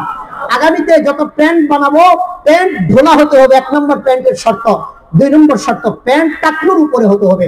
কেউ যদি প্যান্ট স্কিন একেবারে টাইট ফিট, উঁচু নিচু, সামনে পিছনে সব বোঝা যায়, এটা হারাম, এটা হারাম, এটা হারাম। কথা ক্লিয়ার? স্কিন প্যান্ট পরা হারাম, পরিষ্কার, নামাজ হবে না। স্কিন প্যান্ট যেটাতে একেবারেই সবকিছু বোঝা যায়, পরিষ্কার বোঝা যায়, এটাতে আপনার নামাজও হবে না। আবার এত ছোট পরে যে পেছন দিকে আপনার নাভি থেকে নিয়ে উঁচু, নাভির উঁচু থেকে নিয়ে টাকনুর হাঁটুর নিচ পর্যন্ত ঢাকা ফরজ। যখন উনি রুকুতে যায় তখন ওনার আপনার হচ্ছে গেঞ্জিটা উপরে উঠে যায়, প্যান্টটা আবার নাভির নিচে নাই মা, একবারে বর্ডার বরাবর চলে আসে। কথা বলেন না? শেরপুরের যে কালা পাহাড়ের বর্ডার বরাবর প্যান্ট চলে আসে। ও কি মনে হয় নামাজ হবে? আরে ভাই, নামাজ হবে? কি করতেছেন ভাই আপনি? এত কষ্ট করে নামাজ পড়ার জন্য চলে গেছেন, খানা না খেয়া, দুপুর বেলা অফিস টাইম দিছে, বিরতি দিছে, আপনি খানা না খেয়ে, আপনি রেস্ট না নিয়ে নামাজে গেলেন, আর এমন প্যান্ট পরে গেলেন, নামাজটা হলো না, আপনি নিজেও বুঝলেন না, শেষে গিয়ে দেখবেন কিয়ামতের দিন 0 আর 0। কি হলো তাহলে? তো ভাই, চেষ্টা করবো তো ইনশাআল্লাহ আমরা এই মাহফিলগুলো থেকে ছোট্ট ছোট্ট বিষয় যদি নিয়ে যেতে পারি আর চেষ্টা করি আমলের, তো আশা করি আমাদের নেকির পরিধিটা বাড়বে, জান্নাতের আয়তন বেড়ে যাবে ইনশাআল্লাহ। তাহলে আল্লাহ তাআলা বান্দা রব্বুল আলামিন বলছেন, ও বান্দা, আল্লাহ এবং রাসূলের আমানতের খেয়ানত করা যাবে না। আমরা জানলাম আল্লাহ রাসূলের আমানত কি কি। 3 নম্বর আল্লাহ বলছেন, ওয়া তাখুনু আমানাতিকুম ওয়া আনতুম তা'লামুন। ও বান্দা, তোমরা তোমাদের পারস্পরিক মুমিনের কোন আমানতের খেয়ানত করবে না। একজন মুমিনের উপর আরেকজন মুমিনের 3টি আমানত আছে। কয়টি আমানত বলেন? একজন মুমিনের উপর আরেকজন মুমিনের তিনটি আমানত আছে। কয়টি আমানত? একটু পরিষ্কার করে বলতে হবে। তিনটি আমানত কে দিয়েছেন? আল্লাহ কর্তৃক দেওয়া। কে কর্তৃক দেওয়া? আল্লাহ কর্তৃক। বিজয় হজ্জের ভাষণে মুহাম্মদুর রাসূলুল্লাহ সাল্লাল্লাহু আলাইহি ওয়াসাল্লাম অনেকগুলো সামাজিক রীতিনীতির ব্যাপারে আলোচনা করেছেন। সেখানে এক পর্যায়ে গিয়ে বললেন, রব্বুল আলামিনের পক্ষ থেকে এক মুমিনের উপরে আরেক মুমিনের উপরে, এক মুমিনের উপরে আরেক মুমিনের ব্যাপারে তিনটি আমানত দেওয়া হয়েছে। প্রতিটি মুমিনের উপর আরেক মুমিনের তিনটি আমানত। প্রতিটি মুমিনের উপরে অন্য মুমিনের জান আমানত, অন্য মুমিনের মাল আমানত, অন্য মুমিনের সম্মান আমানত। আমি মুমিন, আপনি মুমিন, আপনার ব্যাপারে আর আমার ব্যাপারে আপনার উপরে কয়টি আমানত? কথা বলতে হবে। কয়টি আমানত? তিনটি। জান, মাল, সম্মান। আমার কোনো আচরণ, উচ্চারণ, আমার কোনো ইশারা, কোনো ইঙ্গিত, আমার কোনো আচরণ, উচ্চারণ, কোনো ইশারা, কোনো ইঙ্গিতে কোনো মুমিনের জান, মাল, সম্মানের কখনো ক্ষতি হওয়া যাবে না। যদি ক্ষতি হয় নারাজ হবেন কে? আর জোরে বলি কে? ইজ্জত কে দিয়েছেন? কে দিয়েছেন ইজ্জত? আল্লাহ দিয়েছেন। মুমিনের জান আল্লাহর কাছে কত দামি! আল্লাহু আকবার বলি, জোরে বলি আল্লাহু আকবার। ও আল্লাহর গোলাম, একজন মুমিনের উপর আরেকজন মুমিনের এক নম্বর আমানত হচ্ছে মুমিনের জান। মুমিন হেফাজত করবে। কোন মুমিনের দ্বারা যদি অন্য মুমিনের জানের ক্ষতি হয়ে যায়, যে ক্ষতি করছে সে কি মুমিন থাকতে পারে নাকি? সে কখনো মুমিন থাকতে পারে না। ও আল্লাহর গোলাম, তাহলে আমাকে বলুন, গত 18 ডিসেম্বর 2024 সাল ইজতেমার মাঠে রাত 3:30টায় সাতপন্থী বা একাআতি যারা জুবায়ের পন্থী বা ওলামায়ে কেরাম পন্থী, যাদের উপরে রাত্রি 3:30টায় হামলা করেছে মুমিনের উপরে, এই হামলাকারী যারা ছিল তারা কি মুমিন হতে পারে নাকি? হামলাকারী কখনো মুমিন হতে পারে না। একজন মুমিনের প্রত্যেকটি মুমিনের উপরে মুমিনের জানের আমানত। কারণ রাসূল আরবি সাল্লাল্লাহু আলাইহি সাল্লাম পরিষ্কার করে বলে দিয়েছেন যে মুমিনকে গালি দেওয়া ফুসুকি, আর মুমিনকে হত্যা করা ডাইরেক্ট কুফরি। নাউযুবিল্লাহি মিন যালিক। এই সাতপন্থীরা বিগত 2024 সালের 18 ডিসেম্বর রাত্রি 3:30টার দিকে, ইজতেমার মাঠ কি কারো বাবার ঘর নাকি? আরে বলেন না, কারো বাপের বাড়ি, কারো বাবার বেডরুম? তাহলে ইজতেমার মাঠে যদি জুবায়ের পন্থী, ওলামায়ে কেরাম পন্থী যদি থেকেই থাকে মেনে নিলাম, তাহলে সাতপন্থী যারা আছে তাদের যদি দখল নিতে হয়, এরা কি রাতের বেলা ডাকাতের মতো, সন্ত্রাসীদের মতো, খুনিদের মতো যাবে, না এরা দিনের বেলা দিয়ে কথাবার্তার মাধ্যমে দখল করার চেষ্টা করবে? দিনের বেলা যাবে, কিন্তু রাতের বেলা যায়, তারা তো মুমিন হতে পারে না। তারা তো ডাকাত, রাতের বেলা অন্যের কাছে যায়, তারা তো মুমিন হতে পারে না। তারা যা মানুষ হত্যা করতে যায়, এরা সন্ত্রাসী, এরা খুনি। কথা ঠিক না ঠিক বন্ধুগণ বলে? মুহতারাম হাজরিন, আমরা পরিষ্কার করে বলতে চাই, একজন মুমিনের জানের দাম আল্লাহর কাছে কতটুকু শুনে নেন, পরিষ্কার করে শুনে নেন।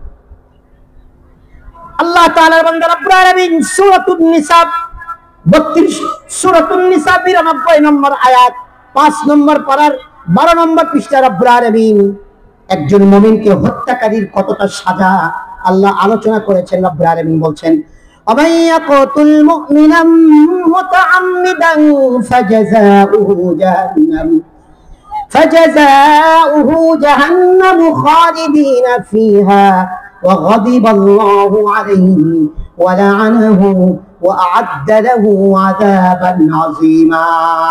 রব্বুল আলামিন বলছেন, ওয়া মান ইয়াকতুল মুমিনা মুতাআম্মিদা, যে ব্যক্তি ইচ্ছাকৃত মুমিনকে হত্যা করলো, ভালো করে শুনুন, মান ইয়াকতুল মুমিনা মুতাআম্মিদা, যে ব্যক্তি ইচ্ছাকৃত মুমিনকে হত্যা করলো, আল্লাহ বলছেন ফাজাযাউহু জাহান্নাম, মুমিন হত্যাকারীর বিনিময় হচ্ছে জাহান্নাম। মুমিন হত্যাকারী, মুমিনকে যে হত্যা করেছে সেই হত্যাকারীর ঠিকানা হবে কোথায়? 1 নম্বর, আল্লাহ এতটুকু বলিস ক্ষান্ত হন নাই, ক্ষান্ত হতে পারতেন, আল্লাহ এতটুকু বলে ক্ষান্ত হন নাই। মুমিনের দাম আল্লাহর কাছে অনেক বেশি। একজন আল্লাহ বললেওয়ালা মুমিন যতদিন এই দুনিয়াতে বেঁচে থাকবে, আল্লাহ আসমান ঠিক রাখবে, জমিন ঠিক রাখবে, পাহাড় পর্বত ঠিক রাখবে, সমুদ্র ঠিক রাখবে, সব কায়নাতকে ঠিক রাখবে। একজন মুমিনের আল্লাহ ডাকার শুনায়, মুমিনের দাম এত বেশি আল্লাহর কাছে। আর এই সাতপুরদের সন্ত্রাসীরা মুমিনদেরকে হত্যা করার জন্য ইস্তেমার মাঠে গেছে। এরা আর যাই হোক, এরা মুমিন হতে পারে না, মুমিন হতে পারে না, কথা ঠিক না বেঠিক? মুহতারাম হাজিরিন, আল্লাহ ক্ষান্ত হতে পারতেন। আল্লাহ বলছেন মুমিন হত্যাকারীদের ঠিকানা জাহান্নাম। তারপরে আল্লাহ বলছেন নাম্বার 2, খালিদিনা ফিহা, জাহান্নামে যাবে, চলে আসবে না, রিটার্নের সুযোগ নেই, চিরস্থায়ী জাহান্নাম মুমিন হত্যাকারী। এতটুকু শেষ না, আল্লাহ বলছেন অগদিবাল্লাহু আলাইহি, অগদিবাল্লাহু আলাইহি, মুমিন হত্যা করে এত বড় অপরাধ করেছে যে আল্লাহ তাদের উপরে আজীবনের জন্য আল্লাহ তাদের উপরে রাগান্বিত। এতটুকুই শেষ না, এই আয়াতে আল্লাহ বলছেন ওয়ালা আনাহু, আল্লাহ বলছেন আজীবনের জন্য আমি আল্লাহ তাদের উপরে, আমার পক্ষ থেকে তাদের উপরে, মুমিন হত্যাকারীদের উপরে আল্লাহর পক্ষ থেকে লানত, অভিসম্পাত বর্ষিত হবে। এতটুকুই শেষ না, তারপরে আল্লাহ বলছেন ওয়ালা আনাহু ওয়া আ'আদ্দা লাহু আযাবান আযীমা, এবং মুমিন হত্যাকারীদেরকে আমি আল্লাহ মর্মন্তুদ, যন্ত্রণাদায়ক, কষ্টদায়ক শাস্তি আমি আল্লাহ তাদের জন্য প্রস্তুত করে রেখেছি। মুহতারাম হাজিরিন, আরে মুমিন তো বহুত দূর কি বাত, মুমিনের তো মাসালা অনেক দূরে। একজন মানুষকে হত্যা করলে কতটা পাপ, কতটা নিকৃষ্ট কাজ, আল্লাহ কি বলছে চলুন। সূরাতুল মাইদা 32 নম্বর আয়াত, 6 নম্বর পারার 12 নম্বর পৃষ্ঠায় রব্বুল আলামিন বলছেন মান কাতালা নাফসান বিগাইরি নাফসিন আও ফাসাদিন ফিল আরদ ফাকাআন্নামা কাতালান নাস জামিআ ওয়া মান আহইয়াহা ফাকাআন্নামা আহইয়ান নাস জামিআ। রব্বুল আলামিন সূরাতুল মাইদা 32 নম্বর আয়াত 6 নম্বর পারার 12 নম্বর পৃষ্ঠায় আল্লাহ বলছেন মান কাতালা নাফসান বিগাইরি নাফসিন, কোন ব্যক্তিকে হত্যা করবে এই কারণে যে সে কাউকে হত্যা করেছে, অর্থাৎ কোন হত্যাকারীকে হত্যা করা যাবে, কোন হত্যাকারীকে কি করা যাবে, হত্যা করা যাবে। অথবা সমাজে কেউ ত্রাস সৃষ্টি করেছে, ত্রাস সৃষ্টিকারীকে হত্যা করা যাবে। তবে হত্যা করবে কি, আপনি আর আমি, না সরকার?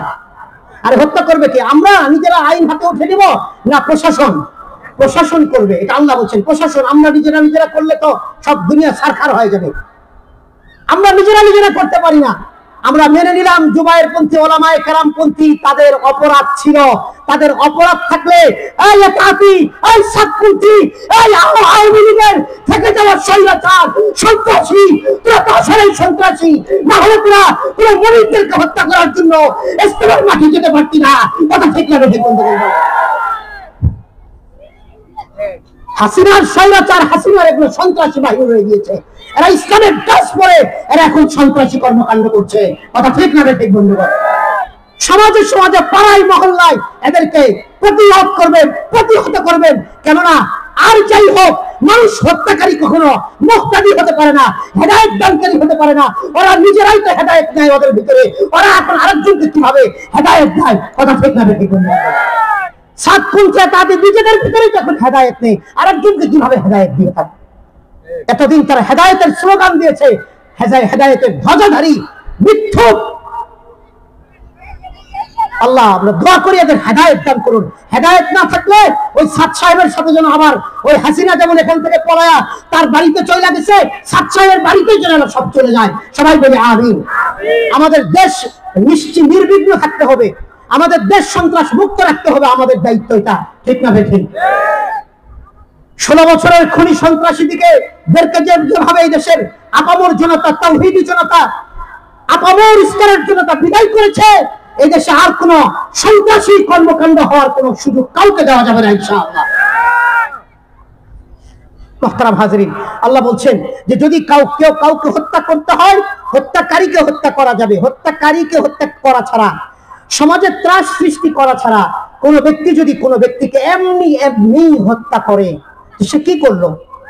আল্লাহ বলছেন সে একজনকে হত্যা করলো না, ফাকাআন্নামা কাতালান নাস জামিআ, সে সকল মানুষকে হত্যা করবে। নাউযুবিল্লাহ বলবেন? হোয়াট ইজ ইনসান, হোয়াট ইজ ম্যান? মানুষকে কে জানেন? মানুষ আল্লাহ আসমানকে তৈরি করার সময় আল্লাহ বলেছেন, আল্লাহর কোন শব্দ হও হয়ে গিয়েছে। এই জমিন তৈরি করতে আল্লাহ বলেছেন কোন হয়ে যাও, হয়ে গিয়েছে। এই গ্রহ নক্ষত্র, এই সমুদ্র, এই পাহাড়, সব কিছুকে আল্লাহ কোন বলেছেন বা আল্লাহ ইচ্ছা করেছেন হয়ে গিয়েছে। বাট মানুষকে কি বলেছেন আল্লাহ হও? না, আল্লাহ এভাবে মানুষ বানান নাই, এভাবে আল্লাহ মানুষ বানান নাই। আল্লাহ কোরআনে বলছে, সূরা সাদের মধ্যে বলছেন আল্লাহ, খালাকুতু বিয়াদাইয়া, খালাকুতু বিয়াদাইয়া, আমার দুই হাত দিয়ে আমি মানুষকে নিজে বানিয়েছি। আর আরেকটু জোরে বলেন না সুবহানাল্লাহ, আরেকটু জোরে বলেন না আল্লাহু আকবার, আরেকটু জোরে বলেন না আলহামদুলিল্লাহ। আমার রব নিজ হাতে আমাকে বানিয়েছে, মায়া করে। আমার রব আমাকে কি করেছেন? নিজ হাতে আমাদেরকে বানিয়েছেন, মায়া করে। রব বলেছেন খালাকুতু বিয়াদাইয়া। মানুষের এত দাম, সেই মানুষকে তারা হত্যা করে ফেলে। আবার নিজেরা দাবি করে নিজেরা মুবাল্লিগ, নিজেরা দাওয়াত দানকারী। আরে বাপ রে বাপ, এত সহজ? দেশের ওলামাই কেরাম কিছু বোঝে না, ওই ডাক্তার, ওই ইঞ্জিনিয়ার ওয়াসিফুল ইসলাম সব বোঝে, ওই ডাক্তার ইঞ্জিনিয়াররা সব বোঝে, আর দেশের আলেমরা কিছু বোঝে না। এই কথা যারা বলবে, তাদের মতো ধর্মীয় ব্যাপারে আলেমদের চেয়ে যদি কেউ বেশি বুঝতে চায়, তাহলে বুঝতে হবে মার থেকে মাসির দরদ বেশি হয়ে গেছে। আর মার থেকে মাসির দরদ বেশি হলে সমস্যা আছে না নাই? 17 মা নতুন জায়গায় বিয়ে হয়েছে, আগের ঘর থেকে নিজের একটা বড় বাচ্চা নিয়ে আসছে। নতুন ঘরে যেখানে বিয়ে হয়েছে, ওই ঘরের একটা ছোট্ট বাচ্চা আছে 1.5 বছর বয়স। ওই 17 মা করে কেউ 1.5 বছরের বাচ্চারে সারাদিন কোলে নিয়ে থাকে। অর্থাৎ 17 বাচ্চাটাকে, ওই বাচ্চার মা মারা গেছে, 1.5 বছরের বাচ্চারে সারাদিন 7 মা কোলে নিয়ে থাকে। তো প্রতিবেশীরা খুব খুশি, যাহারে এমন একটা বউ পাইছে আব্দুল্লাহ, যে একেবারে 7 মা মনে হয় না, নিজের মার মতো বাচ্চাটারে সারাদিন কোলে নিয়ে থাকে। নিজের মাইয়াটারও এত কোলে নেয় না। তো বাইদা ভাই মাইয়া একদিন জিজ্ঞাসা, আম্মু তুমি আমার থেকে করে বেশি ভালোবাসো নাকি? কই কেন এই কথা কষ্ট? তুমি সারাদিন হেরে কোলে নিয়ে থাকো, আর আমারে তেমন আদর করো না, কোলে নাও না, ঘটনা কি? সৎমাই কয়, যারে গাধা, আমি সারাদিন কোলে নিয়ে থাকি, এখন তোর হাঁটার বয়স, হাঁটতে শিখলে তো তোর চেয়ে আগায় যাইবো, এই জন্য চিন্তা করছি সারাদিন কোলে নিয়ে থাকলে ও হাঁটতে আর পারবে না, লুলা হয়ে থাকবে, লুলা, ও যেন লুলা হয়ে থাকে, এই জন্য সারাদিন কোলে নিয়ে থাকি। কথা বোঝেন নাই? কথা বোঝেন নাই? 30 বছর নামাজ পড়ে নাই, 30 বছর রোজা রাখে নাই, 30 বছর 40 বছর কোনো আমল করে নাই, এদিকে সুদ, ঘুষ, জুয়া, বাটপারি, লুচ্চামি, গুন্ডামি, আকাম কুকাম যা আছে সব কইরা প্যাকেজ সব পুরা হয়ে গেছে। প্যাকেজ পুরা হওয়ার পরে হয়তো এখন বিরোধী দল ক্ষমতায় এসে এখন চিন্তা করবে কই যাবো, জেলে যাবো না তাবলিগে যাবো। পরে গিয়ে তাবলিগে গেছে, তাবলিগে গিয়া 3-6 দিন লাগায়া আলেমদের থেকে বড় আলেম হয়ে গেছে। খবর নেন কত তাবলিগের, খবর নেন এরকম কত শয়তান আছে, কত শয়তান আছে। এই কারণে আমরা বলছি না তাবলিগে যাওয়া যাবে না, সেখানে যাওয়া খারাপ, এগুলো আমি বলছি না। অনেকের হিস্টরি তো এটাই। তো তোমার ভাই হিস্টরি চুরি, তোমার হিস্টরি বাটপারি, তোমার হিস্টরি লুচ্চামি, তোমার হিস্টরি সন্ত্রাসী কর্মকাণ্ড, তুমি 40 দিন দিয়া তুমি লম্বা দাড়ি আর কোটটা লাগায়া তুমি এখন আলেমদের থেকে বেশি বোঝো। তো তুমি তো মার থেকে মাসির দরদ বেশি হয়ে গেলে ইসলামে তো সমস্যা হয়ে যাবে। এই কথা বুঝেন নাই? আজকে সাতপন্থীদের মার থেকে মাসির দরদ বেশি হয়েছে, মার থেকে মাসির দরদ বেশি হওয়ার কারণে দেশে এই গঞ্জাম লাগছে। কথা ঠিক না ঠিক বন্ধুগণ? আমরা পাড়া মহল্লায় আমরা আলেমদের কাছে যাব ধর্ম সম্পর্কে জানতে, না এই সাতপন্থী তাবলিগীদের কাছে যাব? আরে কথা বলেন, আলেমদের কাছে না ইঞ্জিনিয়ারের কাছে, মুফতির কাছে না ডাক্তারের কাছে? ধর্ম জানার জন্য আমরা একমাত্র আলেমদেরকে বেছে নিব। কপাল পোড়া তারা যারা ধর্ম জানার জন্য ইঞ্জিনিয়ারের শরণাপন্ন হয়, ধর্মকে বোঝার জন্য ডাক্তারের শরণাপন্ন হয়। বুঝতে হবে এরা কপাল পোড়া, আর নয়তো শয়তানের দোসর। কথা ঠিক না ঠিক? মোহতারাম হাজিরিন, আমাদের লম্বা হয়ে গিয়েছে কথা। আমি জানি না আমার কতটুকু সময় আলোচনা, তাও কিছু বলে নাই, আমার পরে আরো বক্তা আছে, ভাই আমাকে জানাই দিন। আমি কথা সংক্ষিপ্ত করছি। তো আমরা আমানতের কথাই ছিলাম। একজন মুমিনের উপর আরেকজন মুমিনের আমানত কয়টি? 3টি, জান, মাল, সম্মান। দেখুন ইজতেমার মাঠে এরা চুরিও করছে। এই আমার কথা কেউ সাক্ষী থাকলে পরে ইজতেমার মাঠে সাতপন্থীরা রাতে ঢুকে চুরিও করছে। কথা বুঝতে পারছেন? ইজতেমার মাঠে ওলামায়ে কেরামের, আমাদের এই যে আমরা তো রেগুলার যাইতাম আলহামদুলিল্লাহ আমাদের এই টঙ্গীর 3 সেটে। আবার এই সন্ত্রাসী সাতপন্থী, এই সন্ত্রাসীরা এরা পুরা ঢাকা, পুরা বাংলাদেশ থেকে যত সাদিয়ানি সন্ত্রাসী আছে প্রত্যেকে তাদের বাড়িতে আইনা রাতের বেলা জামাই আদর করে খাওয়াইছে। জানেননি আপনারা এটা? প্রিয় ভাই, এগুলো আমরা যেহেতু টঙ্গীর মানুষ, এই আমাদের এখান থেকে 2-2.5 কিলোমিটার দূরে ইজতেমার মাঠ। আমাদেরকে অনেক বিষয় অ্যালার্ট থাকতে হবে, মনে থাকবে তো ইনশাআল্লাহ? আমাদের উপরে জিম্মাদারি বেশি। কিয়ামতের দিন আল্লাহ যদি ধরে বসে যে তোরা টঙ্গীর মানুষ, তোরা খবর নিলি না কেন? তোরা তো মেজবান ছিলি, সারা দেশের মানুষ তো মেহমান ছিল। কথা বোঝেন নাই? এই ব্যথা থেকে কথাগুলো বলছি। আমাদের টুঙ্গি, আমরা টুঙ্গির মানুষ, টুঙ্গি আমাদের, আমরা টুঙ্গির, অতএব আমাদের টুঙ্গির ময়দানকে আমাদের হেফাজত করতে হবে সমস্ত ধরনের সন্ত্রাসী কর্মকাণ্ড থেকে ইনশাআল্লাহ। এই জন্য আমরা সরকারকে বলবো অনতিবিলম্বে এই সাতপন্থী সাদিয়ানিয়া তাঁতিদেরকে বাতিলপন্থী ঘোষণা করে তাদেরকে একেবারেই চট্টগ্রামের ওদিকে পাঠালে ভালো, কারণ ওদিকে মাজার টাজার বেশি আছে, ভণ্ড আর এটা বাতিলপন্থীরা ওদিকে বেশি, এই কথা বলে না। আটরশি, আপনার হচ্ছে মাইজ ভান্ডারি, মুসাবিয়া, তারপরে যত খাজা বাবা, দয়াল বাবা, কলা বাবা, পান্তা বাবা, যা কিছু আছে, জি ওকে, যত বাবা আছে, ট্যাক্সিয়াল বাবা, তারপরে যেখানে কুকুর বাবা, যতই যে অবস্থা চট্টগ্রাম কেউ গিয়ে থাকলে দেখবেন, ওই আমরা চাই যে সাতপন্থীদের ওখানে একটা আস্তানা হোক, আর দেশের মানুষ সবাই জানবে আর বাতিল বাতিল, কথা ঠিক না বেঠিক? আল্লাহ কোরআনে বলেছেন হক আর বাতিল কখনো ওয়ালা তাকতুমুল হক্ক, আল্লাহ কোরআনে পরিষ্কার করে বলে দিয়েছেন ওয়ালা তাকতুমুল হক্ক বিল বাতিল, বাতিল এবং হক কখনো মিশ্রিত হতে পারে না। আমরা পরিষ্কার করে জানিয়ে দিই সরকারকে। মুহতারাম হাজিরিন, আমরা আমানতের আলোচনা করছিলাম। একজন মুমিনের উপর আরেকজন মুমিনের তিনটি আমানত: মুমিনের জান, মুমিনের মাল, মুমিনের সম্মান, মুমিনের ইজ্জত। আমরা মুমিনের ইজ্জত খাবো না তো ইনশাআল্লাহ। কোন মুমিনের আমার কথার দ্বারা, কোন আচরণের দ্বারা আমরা কোন মুমিনের ইজ্জত নষ্ট করবো না তো ইনশাআল্লাহ। গীবত করার দ্বারা কোন মুমিনের ইজ্জত নষ্ট করবো না তো ইনশাআল্লাহ। হ্যাঁ শুনুন, এখানে একটু কথা না বললে নয়। অনেকে আছে অতি বেওকুফ, নির্বোধ বেওকুফ, বলে হুজুর আপনি কোন গীবত করা যাইব না, আপনি এতক্ষণ কি করলেন? এগুলো নয়, আমরা গীবত করি নাই। আল্লাহ কোরআনে বলছে জুলুমের কথাগুলো বলে দিতে হবে। আল্লাহ বলছেন লা ইউহিব্বুল্লাহুল জাহরা বিস-সুই মিনাল কাউল ইল্লা মান যুলিম, সূরাতুন নিসা 149 নম্বর আয়াত, 6 নম্বর পারার 1 নম্বর পৃষ্ঠার প্রথম লাইন আল্লাহ বলে দিয়েছেন লা ইউহিব্বুল্লাহুল জাহরা বিস-সুই মিনাল কাউল। খারাপ কোনো কথা তোমরা প্রকাশ করো, এটা আল্লাহ পছন্দ করেন না। পারসন টু পারসন, ব্যক্তিগত কোন ব্যক্তির খারাপ কিছু কথা তুমি প্রকাশ করো না, এটা আল্লাহ পছন্দ করেন না। তবে আল্লাহ বলছেন ইল্লা মান যুলিম, তবে জুলুমের যে বিষয়গুলো আছে, জুলুমের যে কথাগুলো আছে, জালেমদের বিরুদ্ধে কথা তোমাদের কি করতে হবে? বলতে হবে। তো স্বৈরাচার হাসিনা যেমন জালেম ছিলেন, এই সাতপন্থী এতাতিরাও আমাদের উপরে জুলুম করছে, এরাও জালেম। এই জালেমদের বিরুদ্ধে আমাদের বলতে হবে, মনে থাকবে তো ইনশাআল্লাহ। মুহতারাম হাজিরিন, 4টি গুণের আলোচনা করছিলাম, শুরু করেছিলাম, পারলাম না। নাম্বার 2, আপনার সত্য কথা বলা। হযরত চলে আসছেন না? সত্য কথা বলা, সত্য কথা বলবো তো ইনশাআল্লাহ। দেখে নিয়ে সত্য কথার ব্যাপারে সূরাতুল আহজাবের 70-71 নম্বর 2টি আয়াত দেখে নিন। তারপর আল্লাহ বলছেন, আল্লাহর হাবিব সাল্লাল্লাহু আলাইহি ওয়াসাল্লাম বললেন যে ওয়াহসনু খালিকাতিন, তোমাদের উত্তম চরিত্রবান হওয়া। উত্তম চরিত্রের ব্যাপারে একটা কথাই বলবো। আল্লাহ তাআলা বান্দার আমলনামা ওজন দিবে, দেওয়ার পরে বান্দার সমস্ত আমল ওজন হবে, ওজন। আল্লাহ কোরআনে বলেছেন ফাম্মা মান সাকুলাত মাওয়াজিনু ফাহুয়া ফি ঈশাতির রাদিয়া, যার ওজনের পাল্লাটা যার ভারী হবে তার ঠিকানা হবে জান্নাতে। কোথায়?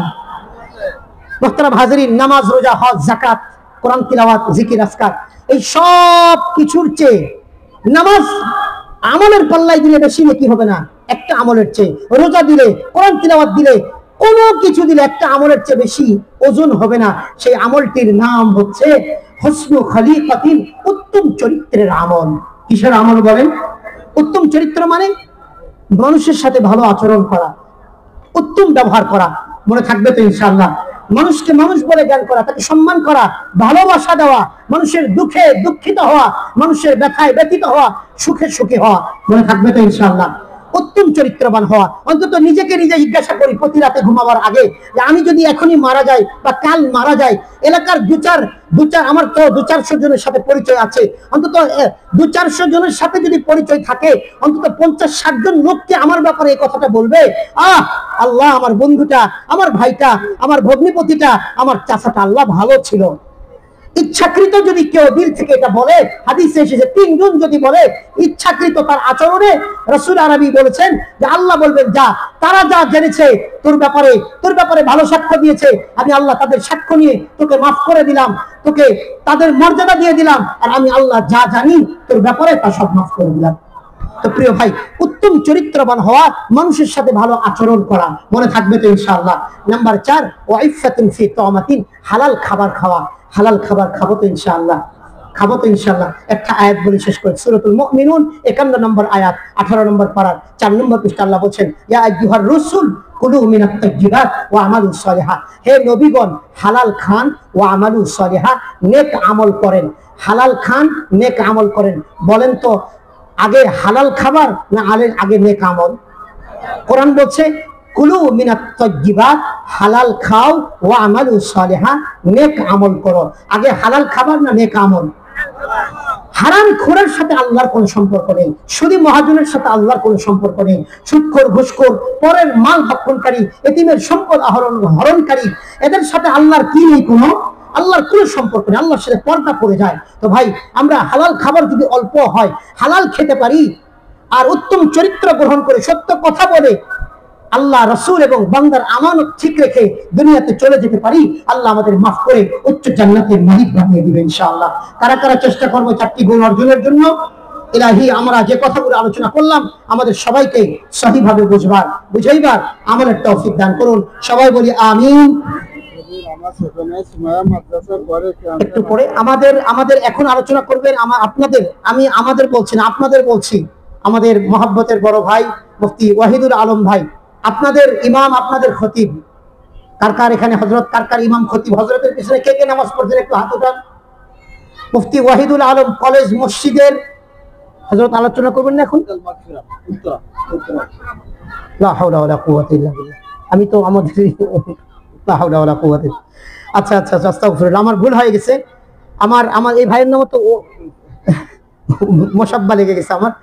মসজিদ আল মাগফিরার সম্মানিত খতিব মুফতি ওয়াহিদুল আলম হাফিজাহুল্লাহ। হযরত অনেক বড় ভাই, তো আমাদের সমবয়সী হলো, আর হযরত অনেক বড় ব্যক্তি, অনেক বড় আলেম। হযরতের আরেকটা বড় পরিচয় হচ্ছে যে হযরত আমাদের প্রফেসর রহিমাহুল্লাহ, ডক্টর হামিদুর রহমান রহিমাহুল্লাহ তাআলা। হযরত একবারে বড় খলিফাদের মধ্যে বড় খলিফা হযরত। অনেক অনেক ভালো মানুষ, আমলি মানুষ, তবে মেজাজি মানুষ। আর উত্তরের মতো এরকম জায়গাতে মেজাজি মানুষের দরকার আছে, লেবরা থেবরা হয়ে কাজ হয় না, হারাম করি বেশি এই জায়গায়, আল্লাহ মাফ করেন। তো এগুলাতে লেবরা থেবরা। হযরত খুব কঠোর মানুষ। আমি চিন্তা করি যে হযরতের সাথে আমার মনে হয় 1-2 জীবনে পরিচয় হয়েছে, কথা হয় নাই কোনোদিন, কিন্তু আমি হযরতের ডাটা জানি। কিন্তু আমি চিন্তা করি হযরত এত রাগী মানুষ, কেমনি এই জায়গায় দীর্ঘ মনে হয় 1 যুগ পার হয়ে গেছে, আল্লাহ পাক ভালো জানেন। তবে আল্লাহ কোরআনে বলছে যে বাল্লিগ মা উনজিলা ইলাইকা ওয়া ইল্লাম তাফআল ফামা বাল্লাগতা রিসালাতা আল্লাহু ইয়াসিমুকা মিনান নাস। আল্লাহ বলেছেন আমার কথা বলে যাও, আমার কথা বলে যাও, মানুষের ক্ষতি থেকে আমি আল্লাহ তোমাকে বাঁচাবো। সুবহানাল্লাহ।